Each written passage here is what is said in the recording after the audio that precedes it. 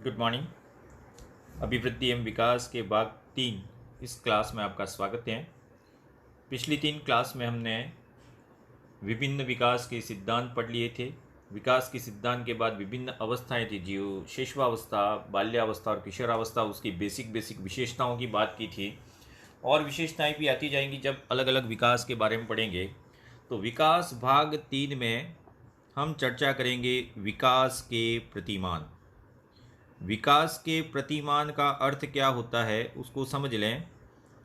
विकास के प्रतिमान के साथ साथ इसको कह सकते हैं विकास के आयाम।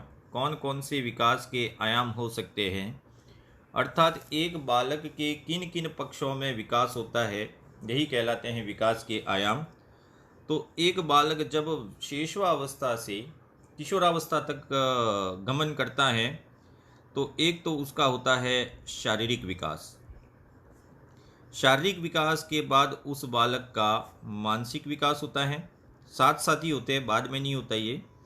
शारीरिक विकास, मानसिक विकास, मानसिक विकास के बाद उस बालक का सामाजिक विकास, सामाजिक विकास के साथ साथ मनोसामाजिक विकास, एक बालक का मनोसामाजिक विकास। मनोसामाजिक विकास के बाद अगला आएगा आपका उस बालक का नैतिक विकास। नैतिक विकास के बाद उस बालक का संवेगात्मक विकास। संवेगात्मक विकास अर्थात आप अभी जो इस वीडियो को देख रहे हैं वह सभी शिशुवावस्था, बाल्यावस्था और किशोरावस्था से गुजर चुके हैं। और डेफिनेटली आप सब जो देख रहे हैं वो प्रौढ़ावस्था तक आ चुके हैं, और एग्ज़ाम पास नहीं किया तो वृद्धावस्था तक चले जाएंगे। अब इतने सारे विकास के आयाम हैं और हर विकास के आयाम में किस किस प्रकार से एक बालक में परिवर्तन होते हैं, ये सभी इम्पोर्टेंट हैं। इन परिवर्तनों को पढ़ते जाएंगे तो एक एक नई नई विशेषता मिलती जाएगी हर अवस्था की। शिशुवावस्था की अलग विशेषताएं, उसके खतरे, बाल्यावस्था की अलग विशेषता, उसके खतरे, और किशोरावस्था की अवस्था, उसके खतरों की बात करेंगे। तो एक एक विकास को हम पढ़ेंगे। शारीरिक विकास, मानसिक विकास, सामाजिक, मनोसामाजिक, नैतिक विकास और संवेगात्मक विकास। इतने अवस्थाओं को पढ़ने के बाद निष्कर्षतः हम कुछ प्रश्नों पर भी डिस्कस करेंगे जो टेस्ट के माध्यम से कर ही रहे वैसे तो आज स्टार्ट करते हैं हम एक बालक का शारीरिक विकास। एक बालक का शारीरिक विकास कैसे होता है, एक एक पॉइंट को समझना है। शारीरिक विकास जब पढ़ेंगे तो यहाँ पे डेटा सबसे इम्पोर्टेंट है। कहीं न कहीं ये विज्ञान से जुड़ा हुआ है तो विज्ञान को भी साथ में लेना है और मनोविज्ञान को भी साथ में लेना है। लेकिन विज्ञान के आंकड़े कुछ अलग कहते हैं और मनोविज्ञान के आंकड़े कुछ अलग कहते हैं। दोनों ही आंकड़े हम आपको बताने की कोशिश करेंगे। सबसे पहले बात करें शारीरिक विकास, तो शारीरिक विकास में सबसे पहला एक टर्म आता है अभिवृद्धि वक्र। हो सकता है आपने इसका नाम सुना हो कि नहीं सुना हो, वैसे आप बहुत इंटेलिजेंट हैं, मेरे से पहले सब सुन चुके होते हैं। अभिवृद्धि वक्र क्या होता है, तो सबसे पहले अभिवृद्धि वक्र किसने दिया था वो ध्यान रख दे। अभिवृद्धि वक्र दिया था एक मनोवैज्ञानिक था, मेरिडिथ। इस मेरिडिथ द्वारा ही अभिवृद्धि वक्र दिया गया था और उसने बताया था कि एक बालक का शारीरिक विकास किस किस प्रकार से होता है। बहुत इंपॉर्टेंट पॉइंट है, छोटा सा ही है, 2 मिनट का, लेकिन इसको समझें। आपने अधिगम वक्र का नाम सुना होगा। अधिगम वक्र कैसा होता है, यू आकार का होता है। किस आकार का होता है, यू आकार का। बाकी और भी अधिगम वक्र होते हैं, संपूर्ण अधिगम वक्र है, ये यू आकार का होता है। अभिवृद्धि वक्र दिया था मेरिडिथ ने और इसने 1243 बालकों पर अध्ययन किया और 4 उम्रों का निर्धारण किया। इन 4 उम्रों में वृद्धि की दर क्या होती है, विकास की बात नहीं की, जिसने वृद्धि की बात की थी। इसमें सबसे पहले उसने अध्ययन किया प्रथम 2 वर्ष, प्रथम 2 वर्ष। फिर अध्ययन करते करते सीधा वो आ गया 11वें वर्ष, 11वें वर्ष। 11वें वर्ष के बाद आ गया 11 से 15 वर्ष, और 11 से 15 वर्ष के बाद उसने अध्ययन किया 16 से 18 वर्ष, अर्थात किशोरावस्था तक अध्ययन किया। और उसने जो आउटकम निकाला उसको समझना है। कैसे निकाला, सबसे पहले प्रथम 2 वर्षों में अभिवृद्धि बहुत तीव्र होती है। यहाँ विकास की बात नहीं कर रहे, अभिवृद्धि की बात कर रहे, शारीरिक विकास। लेकिन 11वें वर्ष में यह मंद हो जाती है। 11 से 15 वर्ष में वापस इसमें तीव्रता आने लगती है और 16 से 18 वर्ष में यह वापस क्या हो जाती है, मंद हो जाती है। तो उसने एक अल्टरनेट कंसेप्ट दिया, तीव्र फिर मंद, फिर तीव्र हो जाती है, फिर मंद हो जाती है, अर्थात तीव्र फिर मंद, फिर तीव्र और फिर कैसी हो जाती है, मंद हो जाती है। इस प्रकार का एक ग्राफ बनाया और इस ग्राफ का आकार आपको कैसा दिखता है, तो ये प्रश्न पूछा गया है। मेरिडिथ के द्वारा जो अभिवृद्धि वक्र दिया गया था वह कौन से आकार का होता है, एम आकार का। वैसे आप क्लास में साइकोलॉजी पढ़े होंगे, मेरे से कितने पढ़े हैं और मेरे से कितने नहीं पढ़े उसका कोई यहाँ पे इशू नहीं है। लेकिन अब मैंने भी जो पढ़ा है वो इतना गहन नहीं था, लेकिन अब हमारे पास इतना टाइम है कि आपको गहन पढ़ा सके। ये लास्ट यूनिट है, इसके बाद कुछ छोटे छोटे टॉपिक्स है उन पे चर्चा करेंगे। अभिप्रेरणा, इसके बाद पॉल कोस्टा और रॉबर्ट मैके का पंचकारक सिद्धांत, ये कुछ छोटे छोटे टर्म उनको अपन बात करेंगे। तो पहला प्रश्न यही आता है शारीरिक विकास में कि अभिवृद्धि वक्र देने वाला व्यक्ति कौन था, तो अभिवृद्धि वक्र दिया था मेरिडिथ ने। अभिवृद्धि वक्र का आकार कैसा होता है, यह एम आकार का होता है। तीसरा प्रश्न है कि अभिवृद्धि को कितने भागों में बांटा मेरिडिथ ने, 4 भागों में, और इन चारों भागों में विकास की दर, आप अभिवृद्धि की दर आपको याद रखनी है, तीव्र मंद, तीव्र मंद, TM ऐसा याद रख सकते हैं। तो पहला यहीं से शुरू होता है। अब बात करें एक बालक जब जन्म लेता है, ठीक है, एक बालक ने जब जन्म लिया तो यह हो सकता है बालिका भी हो सकता है, यह बालक भी हो सकता है, या बालिका भी हो सकता है, ठीक है। आप कैसे निर्धारित करेंगे, इसकी जो कंसेप्ट है उसको समझें। जब भी एक बालक जन्म लेता है तो उसके 2 पॉइंट याद रखने हैं।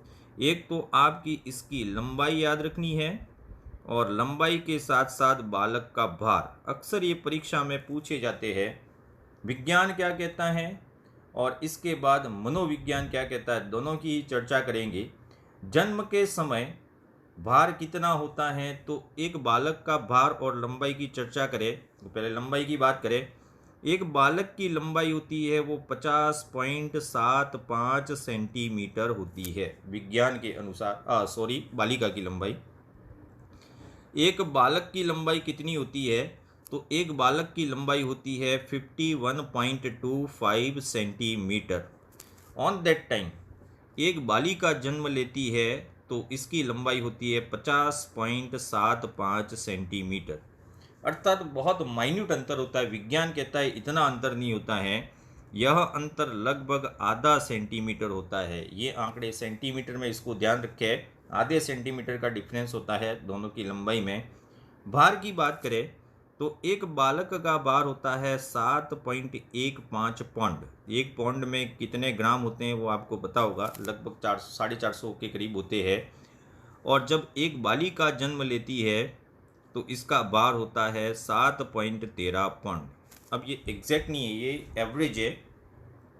तो बालक और बालिका की लंबाई में आधा सेंटीमीटर का अंतर होता है। लेकिन मनोविज्ञान है वह ये आंकड़े है वो इंच में पूछता है। तो आपको इंच में भी याद रखना है कि जब एक बालक जन्म लेता है तो इंच में लंबाई कितनी होती है बालिका की। तो अब ये मनोविज्ञान के आंकड़े, इसको ध्यान रखें। बालक की लंबाई होती है 20 इंच और बालिका की लंबाई होती है 19.5 इंच। और ये प्रश्न आपको ध्यान रखना है, जन्म के समय बालक और बालिका की लंबाई में कितना अंतर होता है, तो मनोविज्ञान के अनुसार आधा इंच होता है। अब आप इन दोनों में से कौन सा राइट करेंगे, तो मनोविज्ञान का प्रश्न है तो मनोविज्ञान की दृष्टि से याद रखना है। लेकिन CTET में एक बार ये प्रश्न पूछा गया था, अंतर नहीं पूछा गया था, इनमें से ही पूछा गया था सेंटीमीटर में। तो ऊपर वाले आंकड़े वो सेंटीमीटर में है, नीचे वाले इंच में है।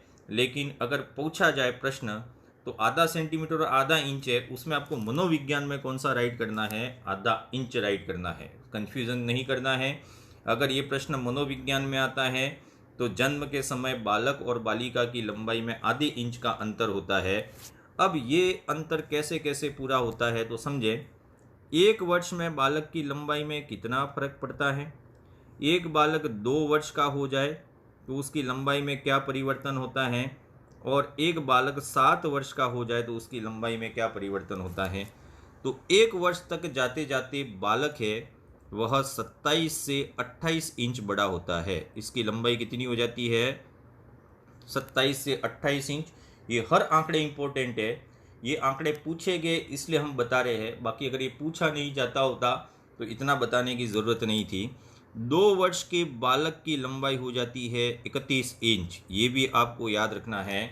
और 7 वर्ष का बालक है वह 40 से 42 इंच लंबा हो जाता है।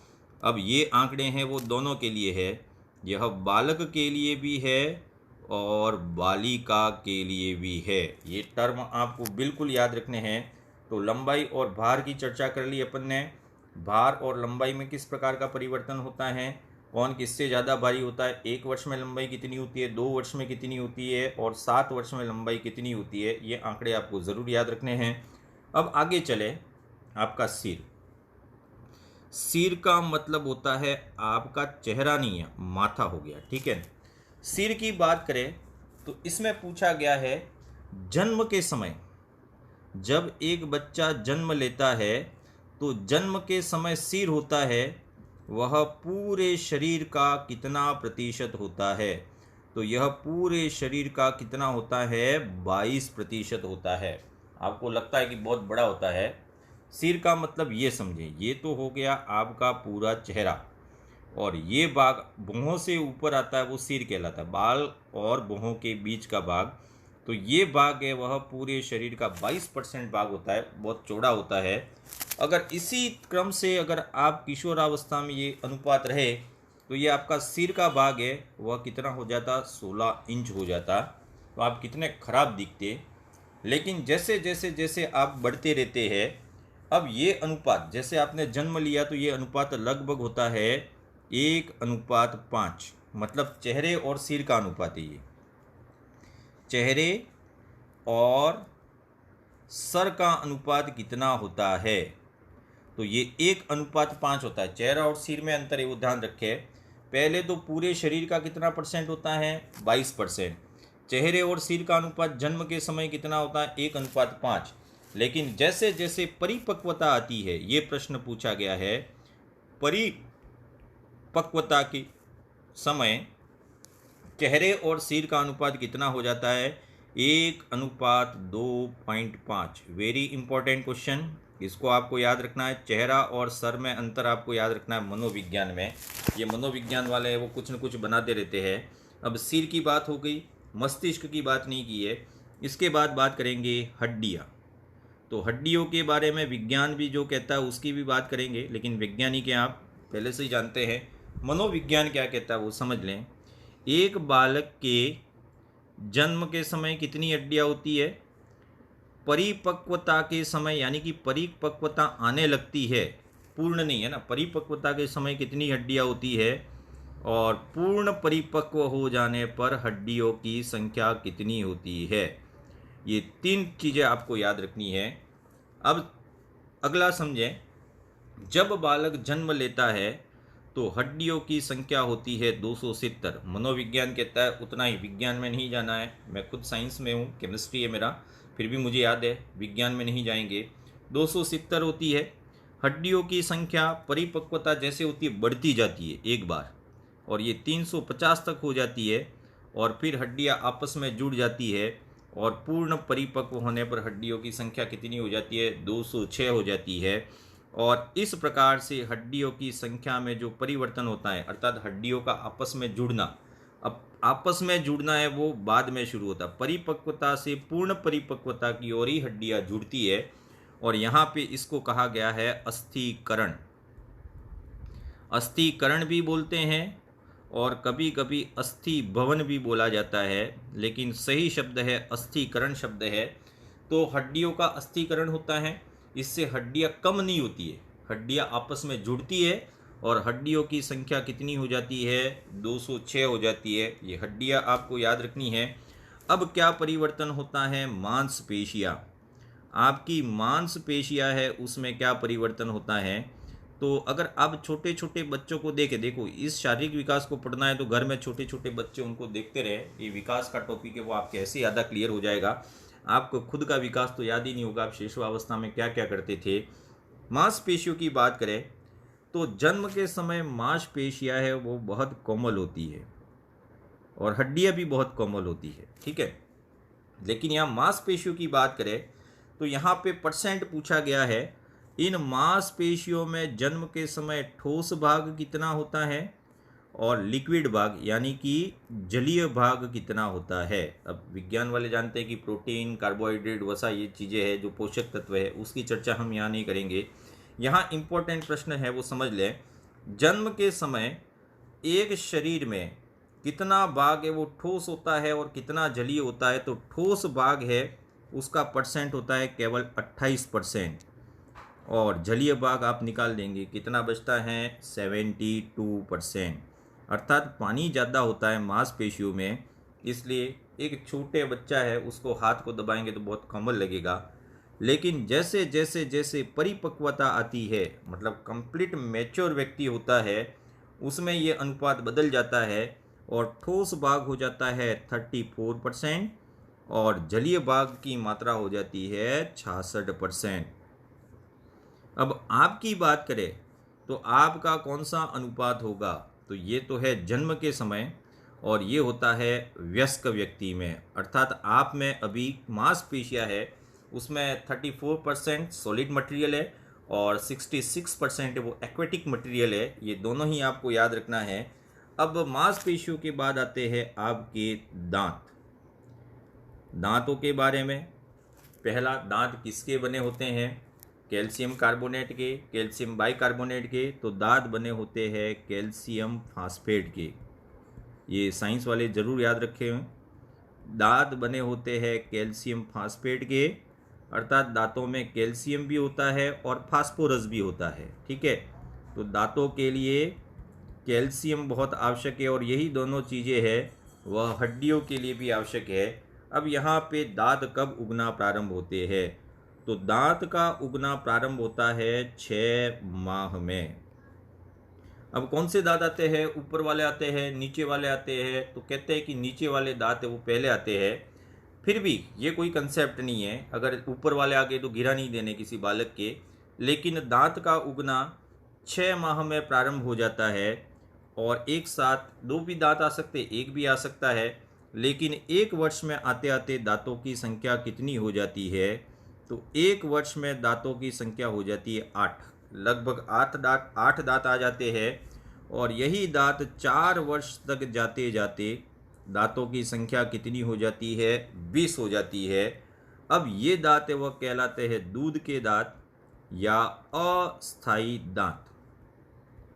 अस्थाई दांत, अब अस्थाई दांतों की संख्या 20 के लगभग होती है। अब प्रश्न क्या पूछा गया है, पहला प्रश्न तो है दांत कब निकलना प्रारंभ होते हैं, 6 माह में। जो दांत पहले 4 वर्ष तक आते हैं वो अस्थाई दांत होते हैं। स्थाई दांत निकलने की उम्र क्या है, तो देखिए ये एक एवरेज है। अब आपके बालक के दांत पहले ही आ गए हो या 7 साल तक नहीं गिरे हो, ये भी हो सकता है। तो 5 वर्ष की आयु में स्थाई दांत आने प्रारंभ हो जाते हैं। 5 वर्ष की आयु, अर्थात अस्थाई दांत है वो गिरने लगते हैं और उनकी जगह स्थाई दांत आने लगते हैं 5 वर्ष की आयु में। और एक पूछा जाता है विजडम टीथ, यानी कि अक्कल दांत, जिसको बोला जाता है प्रज्ञादंत। विजडम टीथ, अक्कल दांत या प्रज्ञादंत। और ये कब आती है, तो किशोरावस्था के अंत में। किसी किसी के तो आई ही नहीं होगी अभी, किशोरावस्था के अंत में। लेकिन अगर पूछा जाए तो ये 25 वर्ष के लगभग आती है। नहीं आई तो अक्कल नहीं है ऐसा ना समझें, उगती है तो ये 25 वर्ष के बाद उगती है। तो ये दांत तक चले गए। अब अगली बात करें शारीरिक विकास में नाड़ी की गति। ये भी प्रश्न पूछा गया है, आपकी जो नाड़ी चलती है उस नाड़ी की गति कितनी होती है। तो आपको 2 ही पॉइंट याद रखने हैं। बचपन में नाड़ी की गति बहुत तेज होती है क्योंकि उपापचयी क्रियाएं बहुत तेज होती है। यह होती है 120 से 140 प्रति मिनट। मतलब आपके 1 मिनट में नाड़ी कितनी चलेगी बचपन में? 120 से 140। लेकिन प्रौढ़ावस्था अर्थात आपका विकास पूर्ण हो जाए तो प्रौढ़ावस्था में नाड़ी की दर होती है वो कितनी हो जाती है? 72 पर मिनट। इसको धड़कन से भी जोड़ सकते हैं, तो ये आपको याद रखना है। अब तापक्रम पूछा गया है। तापक्रम, तापक्रम का मतलब है आपकी बॉडी का टेम्परेचर। अब आप लड़का हैं या लड़की है, तो लड़का और लड़की की दोनों की तुलना करें तो किसका टेम्परेचर ज़्यादा होता है? अब ये विज्ञान मनोविज्ञान सब मिला दे तो गर्म कौन होता है इसमें, तो अंदाज़ा आप लगा ही चुके होंगे। कुछ साथी तो पहले ही हंस चुके होंगे इसमें कि लड़कों का लड़कियों से टेम्परेचर कम होता है, अर्थात लड़कों का टेम्परेचर है वह कम होता है और लड़कियों का टेम्परेचर है वह ज़्यादा होता है। और ये आंकड़ा भी कितना है, बहुत इंटरेस्टिंग है। ये आंकड़ा कितना है, दोनों में कितना अंतर होता है? तो ये अंतर होता है बिल्कुल 0.7 डिग्री फ़ारेनहाइट। दोनों के टेम्परेचर में इतना डिफरेंस होता है। तो ये टेम्परेचर है वो आपको थोड़ा सा याद रखना है। हो सकता है नहीं भी पूछे, लेकिन पूछ ले। अगर मेरा जैसा एग्जामिनर हो तो ये मनोविज्ञान का प्रश्न है, पूछा जा सकता है। टेम्परेचर लड़कों का कम होता है, लड़कियों का ज़्यादा होता है, दोनों के टेम्परेचर में कितना अंतर होता है? तो 0.7 फ़ारेनहाइट ये अंतर होता है। अब बात करेंगे मस्तिष्क का भार। मस्तिष्क का भार अब यहाँ मानसिक क्रियाओं से संबंधित नहीं है, फिजिकल एग्जिस्टेंस ब्रेन का कितना होता है। तो यहाँ पे 4 चीज़ों में पूछा जा सकता है। जन्म के समय कितना होता है, 2 वर्ष में कितना हो जाता है, 2 वर्ष के बाद एक आंकड़ा आता है 6 वर्ष का, और 6 वर्ष के बाद एक आंकड़ा आता है 15 से 16 वर्ष का। पूर्ण वयस्कता में कितना होता है? जन्म के समय एक शिशु के मस्तिष्क का भार होता है 360 ग्राम। 2 वर्ष में यह दुगुना हो जाता है, लगभग दुगुना। और लगभग दुगुना मतलब कितना हो गया? 720 ग्राम। किसी ने तोला नहीं है, लेकिन ये एक एवरेज रेशो है। 6 वर्ष में आते आते यह हो जाता है 1260 ग्राम। और अब वयस्क है तो आप में मस्तिष्क का भार अधिकतम कितना हो सकता है? 1400 ग्राम। अब यहाँ देखें, 6 वर्ष तक 1260 ग्राम हो जाता है, अर्थात मस्तिष्क के आकार में लगभग 90% वृद्धि है। वो तो 6 वर्ष में ही हो जाती है। तो बाकी जो बची वो कितनी बची? 10% वृद्धि है। वो बाद में आपके जीवन भर होती रहेगी, वैसे तो होती नहीं है। वयस्क आप जैसे ही किशोरावस्था में जाते हैं यह 1400 ग्राम हो जाता है। तो एक वयस्क व्यक्ति के मस्तिष्क का भार कितना होता है? 1400 ग्राम। लेकिन महिलाओं का नहीं, महिलाओं का मस्तिष्क छोटा होता है, भार कम होता है। अब बुद्धिमान कम होती है वो नहीं कह रहे हैं, लेकिन इनका भार होता है 1350 ग्राम। तो ये पुरुषों का हो गया और ये हो गया महिलाओं का। लेकिन महिलाएं चिंतित ना हो, इस भार से कोई लेना देना नहीं है, आपके रीढ़ के अंकों का कोई लेना देना नहीं है। ये एक एवरेज आंकड़ा है। ये प्रश्न पूछा गया है मस्तिष्क का जो विकास है वह जन्म के कितने वर्ष बाद दुगुना हो जाता है? तो बिल्कुल 2 वर्ष में 360, 2 वर्ष का बालक हुआ 720 ग्राम हो जाएगा, 6 वर्ष में 1260 ग्राम, और 15 से 16 वर्ष में पूरा आकार आ जाता है 1400 ग्राम हो जाता है। तो ये कुछ बेसिक थी शारीरिक विकास से संबंधित क्रियाएं। अब इस शारीरिक विकास में पूछा जाता है क्रियात्मक या घातक विकास। सबसे इम्पोर्टेंट यही आता है, क्रियात्मक, और इसी को बोला जाता है गामक विकास। और कोई अंग्रेजी है या कोई अंग्रेज है तो इनके लिए मैं लिख देता हूँ मोटर डेवलपमेंट। जो अमेरिका से जो स्टूडेंट हैं उनके लिए हम लिख देते हैं मोटर डेवलपमेंट। गामक विकास क्या होता है और क्रियात्मक विकास क्या होता है, इसकी व्याख्या करने वाला भी जीन पियाजे था, लेकिन पियाजे पे अपन नहीं जाएंगे। गामक विकास क्या होता है? तो बालक के शरीर, एक बालक होता है, उस बालक के शरीर में क्या होती है? मांसपेशियां होती है, स्नायु तंत्र होता है। तो कहीं कहीं मांसपेशियों पे नियंत्रण करने का काम कौन करता है? तंत्रिका तंत्र करता है।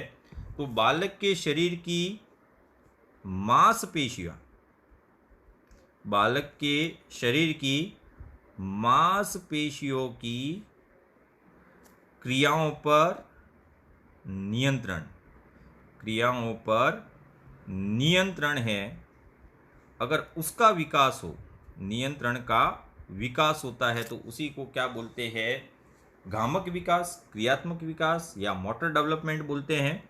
यह किस प्रकार से याद रखना है, तो मांसपेशियों की क्रिया पर जो नियंत्रण का विकास होता है वही गामक विकास कहलाता है। और इसके लिए गैरीसन ने क्या कहा था, हरलॉक ने भी कहा था, लेकिन आपको गैरीसन की बात ज़रूर याद रखनी है। गैरीसन ने 3 पॉइंट दिए थे, 4 पॉइंट। उसमें पहला बताया था गामक विकास क्रमिक होता है।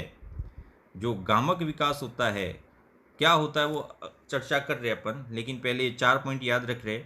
गामक विकास है वह क्रमिक होता है। गामक विकास है उसका अभ्यास का प्रभाव पड़ता है। गामक विकास पर अभ्यास का प्रभाव पड़ता है। और जैसे जैसे अभ्यास का प्रभाव पड़ेगा, यानी कि अभ्यास बढ़ाते जाएंगे, तो अभ्यास बढ़ाने पर या अभ्यास बढ़ने पर बालक के गामक विकास में क्या आने लगती है, कुशलता आने लगती है, अर्थात कुशलता की वृद्धि होती है। अर्थात गामक विकास में सर्वाधिक इम्पोर्टेंट क्या है, अभ्यास इम्पोर्टेंट है। और लड़के और लड़कियों में, लड़के और लड़कियों में गामक विकास भिन्न होता है या समान होता है। तो कुछ ऐसी क्रियाएं है, तो कुछ में तो क्या होती है, समानता होती है, सर्वथा भिन्न नहीं होता और सर्वथा समान भी नहीं होता। कुछ में समान होती है और कुछ में क्या होती है, भिन्नता। ये प्रश्न पूछा जा चुका है, इसको ध्यान से ऐसे समझें।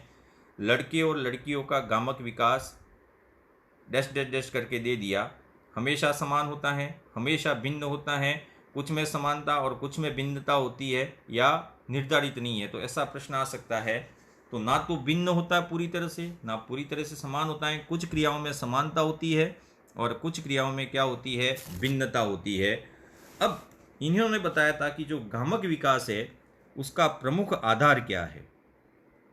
गामक विकास का प्रमुख आधार की चर्चा करें गैरीसन के अनुसार तो परिपक्वता है। जैसे जैसे परिपक्वता आती जाएगी वैसे वैसे गामक विकास भी क्या होता जाएगा, बढ़ता जाएगा।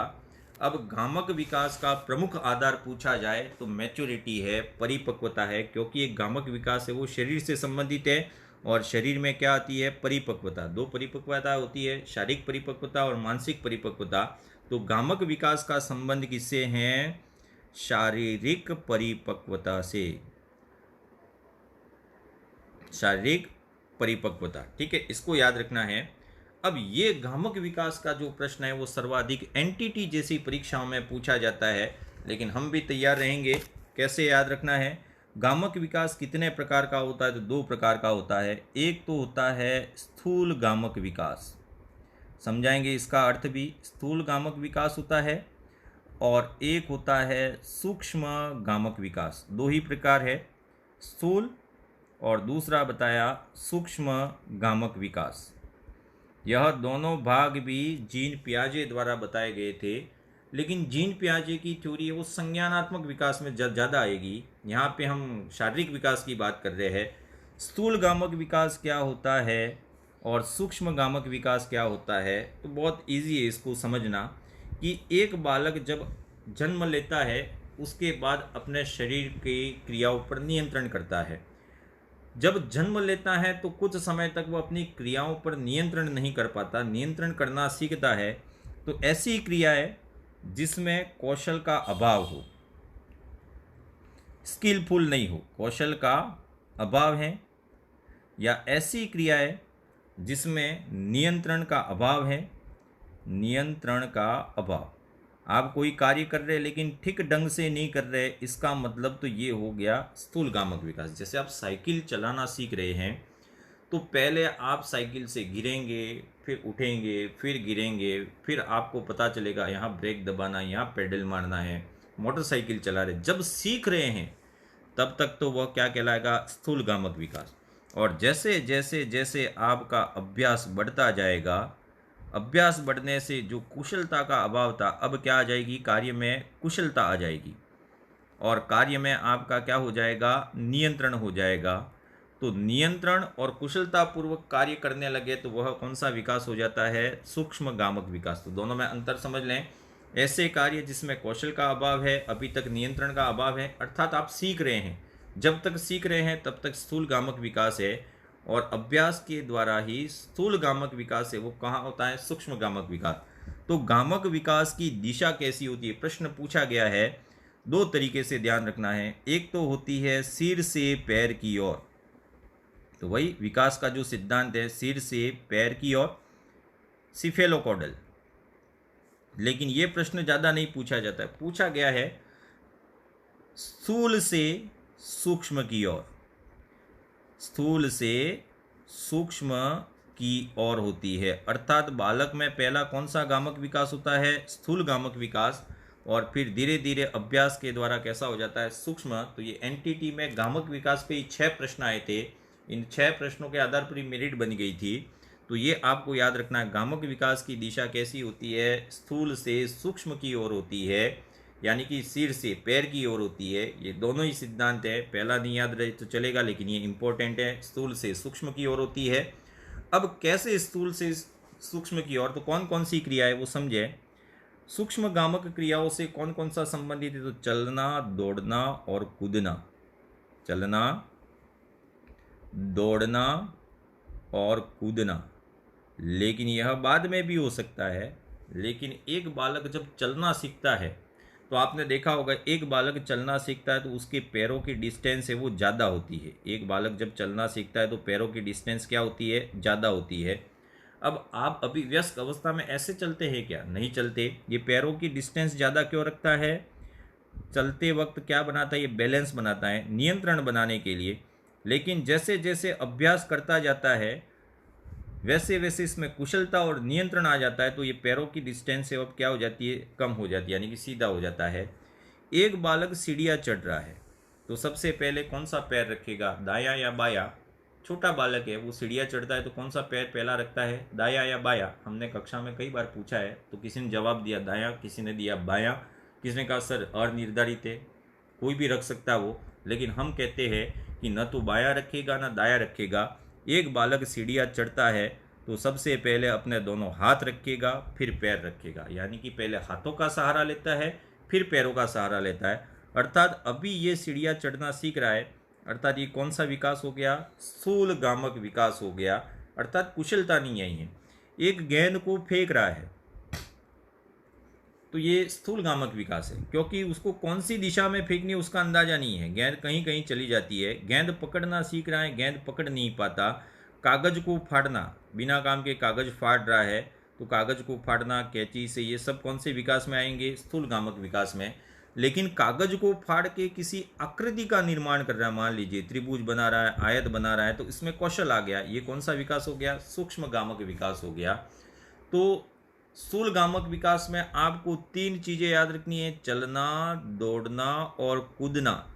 यह स्थूल गामक विकास में आते हैं। लेकिन यही उठना सीख जाए, उठना, उठने के साथ है उठाना, जांचना, जांचना, और जांचने के बाद आता है परखना। ये चीज़ें वह सूक्ष्म गामक विकास में आती है। इसके लिए एक प्रश्न पूछा गया था, इंटरेस्टिंग हो कि नहीं वो नहीं कह सकते, लेकिन एक बालिका है, एक सीढ़ी पे, ये सीढ़ी रखी है और उसके पास एक मटका पड़ा है छोटा सा। एक बालिका इस मटके को उठाकर यहाँ पे रख देती है और मटका गिर जाता है। मतलब एक पायदान होती है सीढ़ी का, लीणी, लीणी कहते हैं जो चढ़ने की आती है वो वाली। फिर उसने इसके टुकड़े हो गए बहुत सारे, इसमें एक बड़ा टुकड़ा रखा इसने, वो भी गिर गया, और थोड़ा छोटा टुकड़ा रखा, वो भी गिर गया। बहुत छोटा टुकड़ा रखने पर उसने देखा कि ये कैसा हो जाता है, स्थिर हो जाता है। अर्थात अभी तक जो क्रियाएं थी वो कौन से विकास में आती है, स्थूल गामक विकास में आती है। तो पहले स्थूल गामक विकास होता है और धीरे धीरे धीरे धीरे धीरे धीरे कैसा होता है, सूक्ष्म गामक विकास होता है। अब ये गामक विकास कहाँ कहाँ होता है, तो हाथ से संबंधित और पैरों से संबंधित, फिर सिर से संबंधित और धड़ से संबंधित। तो हाथ से कौन कौन सी क्रियाएं सीखते हैं, और पैर से कौन कौन सी क्रियाएं सीखते हैं। अब आप छोटे बच्चे होंगे तो आप बहुत सारी चीज़ें पता लगा लेंगे। हाथ से संबंधित पहली चीज़ है स्वयं खाना खाना। क्या एक छोटा बालक है वह स्वयं खाना खा सकता है? तो स्वयं खाना जन्म तो खाता नहीं है भाई, कब खाएगा? तो 1 वर्ष की उम्र में वह कोई भी वस्तु है वह मुंह में रख सकता है। कोई भी वस्तु है ना, उसको कुछ भी दो वो मुंह में डाल देगा। 2 वर्ष का बालक है वह चम्मच का प्रयोग करना सीख लेता है, अर्थात चम्मच से खाना सीख लेता है। लेकिन कभी कभी कान को गाल को टच कर जाती है, ठीक है, फिर भी चम्मच का उपयोग कर सकता है। ये प्रश्न पूछा गया है। 6 वर्ष का बालक है वह खाना खाते खाते यानी कि खाते वक्त वयस्क की तरह बातचीत कर सकता है, बातचीत बोलते बोलते खा सकता है। और 10 वर्ष का बालक है वो स्वयं खाना सीख लेता है। अब ये कौन से पिछड़े बालक है क्या पता, अब के बालक तो 3 साल 4 साल में ही हाथ से खाना सीख लेते हैं। फिर भी ये आपको याद रखना है। दूसरा, कपड़े पहनना, ये भी हाथ से संबंधित कौशल है। इससे पूछा गया है ये प्रश्न, वैसे क्यों पूछा गया हमें भी ध्यान नहीं, लेकिन इतना पूछा नहीं जाना चाहिए। एक बालक 1.5 से 3.5 वर्ष की उम्र में कपड़े पहनना सीख लेता है। इसका मतलब नहीं कि टाई बांधना कोट पहनना सीख जाए। एक नेकर है, उस नेकर के एक भाग में भी दोनों पैर डाल सकता है। पहले पहले तो ऐसा भी आपने देखा होगा, टी शर्ट है तो उल्टा पहन सकता है, सीधा पहन सकता है, लेकिन पहना जा सकता है। ये कंसेप्ट है वो 1.5 से 3.5 वर्ष में आ जाएगा। 6 वर्ष में वह जूते पहनना सीख लेता है। 6 वर्ष में मेरा बेटा है अभी लगभग 5 साल का है, लेकिन वो जूते है वो पूछता है कि ये कौन सा है, ये इस पैर का है कि इस पैर का है, लेफ्ट या राइट। तो ये कंसेप्ट है वो 6 वर्ष के बाद आता है। हाँ, होशियार बच्चे तो पहले ही सीख लेंगे। 6 वर्ष में जूते और मोजे पहनना सीख लेता है। तीसरा है बाल संवारना। तो एक बच्चा है छोटा, आपने दिया होगा, एक कंघा दे दो आप। देखना मोबाइल का उपयोग भी आजकल छोटे बच्चे बहुत ज़्यादा करने लगे हैं। 2 साल का बच्चा है वो रिमोट को भी मोबाइल की तरह इस्तेमाल करता है, मतलब रिमोट और मोबाइल दोनों एक जैसे कंसेप्ट है। तो बाल संवारना, आप उसको कंघा दे दे तो ये बाल संवारना है वह हाथों से आधारित नहीं है। यहाँ पे प्रश्न पूछेंगे वो समझ लें। बाल संवारने की क्रिया आँखों से भी संबंधित है और हाथों से भी संबंधित है, इसलिए ये पहला ऐसा विकास है जो आई हैंड कोऑर्डिनेशन पे आधारित होता है। आई हैंड कोऑर्डिनेशन, ये भी आपको याद रखना है, ठीक है। आंख और हाथ के समन्वय पर आधारित कौन सा है, बाल संवारना। और लगभग 1.5 वर्ष का बच्चा है वह कंघी को बालों में घुमा सकता है, उसको दे दो तो घुमाता है, संवार नहीं सकता। लेकिन बाल संवारने की योग्यता कितने वर्ष में आती है, 7 वर्ष में आती है। अगला है गेंद फेंकना और लपकना। गेंद फेंकना और गेंद फेंकने के साथ उसको लपकना। तो एक मनोवैज्ञानिक ने कहा था कि गेंद फेंकने की जो क्रिया है वो 6 माह में ही प्रारंभ कर देता है, लेकिन ऐसा कौन सा मनोवैज्ञानिक है जिसने ये अध्ययन कर लिया। यह क्रिया आती है 4 वर्ष में, गेंद को फेंकना और उसको कैच करना। कैच करना भी इम्पोर्टेंट है। और लिखना, लिखने की बात करें तो लिखने का भी हाथों से ही संबंध है। एक बालक 3.5 वर्ष में लिखना शुरू कर देता है लगभग, लेकिन ये जब लिखता है तब इसके अक्षर बड़े होते हैं, अर्थात उसको पता नहीं चलता रेशो का। जैसे कि इसमें अ लिखा है तो ये अ ऐसे भी लिख सकता है, बी लिखना है तो ये बी ऐसे भी लिख सकता है, बड़े अक्षर होते हैं, क्योंकि हाथों का समन्वय और मस्तिष्क का समन्वय सही नहीं होता है। एक बच्चा है वो कितने वर्ष में सही लिखेगा, 6 वर्ष की आयु में। अब आपके घर पे कुछ बच्चे तो जीनियस होंगे जो अभी तक लिखना सीख गए होंगे, कुछ माएँ तो ऐसी होती है जिन्होंने पहाड़े टेबल सब सिखा दिया होगा इस 6 वर्ष में। तो ये आपको हाथ से संबंध जितने कौशल है, स्वयं खाना खाना, कपड़े पहनना, बाल संवारना, गेंद फेंकना, लिखना, ये थोड़े इंपॉर्टेंट है, इसको आपको ज़रूर याद रखना है। और पैरों के कौशल की बात करें तो पैरों के कौशल में आता है दौड़ना। छोटा बच्चा भी दौड़ने लगता है जब चलना सीखता है, लेकिन परफेक्ट दौड़ना कितने वर्ष में स्टार्ट करता है, लगभग 3 वर्ष की आयु में, बिना गिरे। कूदना और उछलना कब शुरू करता है, तो कूदना और उछलना स्किलफुल बात कर रहे हैं अपन सूक्ष्म में, तो ये कब आता है, 6 वर्ष में। सीढ़ी चढ़ना, सीढ़ी चढ़ना, अब कौन सी सीढ़ी, वो अपने सीढ़ी नहीं, ऐसी सीढ़ी नहीं है, ये ऐसी सीढ़ी है, इस सीढ़ी पे चढ़ना है तो ये कौशल कितने वर्ष में आएगा? 6 वर्ष में। लेकिन एक प्रश्न पूछा गया था तैरना। एक बालक है वह तैरने के काबिल कब हो सकता है? मतलब तैरना तो मुझे भी नहीं आता, इसका मतलब ये नहीं है कि मेरा विकास नहीं हुआ। 4 वर्ष का बालक है वह तैर सकता है, लेकिन ज़रूरी नहीं है तैरे ही। लेकिन अच्छा तैरने के लिए उसे कितने वर्ष का होना पड़ेगा? 6 वर्ष का। अब मैं हूँ तो मेरे को तैरना आता ही नहीं, इसका मतलब मैं 4 वर्ष का नहीं हूँ। कितने वर्ष में बालक तैर सकता है? 4 वर्ष में। कितने वर्ष में बालक अच्छा तैरना सीख सकता है? तो कितने वर्ष हो गए? 6 वर्ष। तो ये पैरों से संबंधित कुछ कंसेप्ट थे। लास्ट में आता है सिर से संबंधित और फिर धड़ से संबंधित, दोनों छोटे छोटे कंसेप्ट हैं। सिर, अब पूरा हेड आ गया, ये हेड और फिर आएगा धड़। ये माथा एंड माथा, उसके बारे में एक प्रश्न पूछा गया है कि सिर से संबंधित एक बालक को उल्टा लेटा दिया जाए ऐसे, ठीक है, छोटे बालक ऐसे ही लेटते हैं।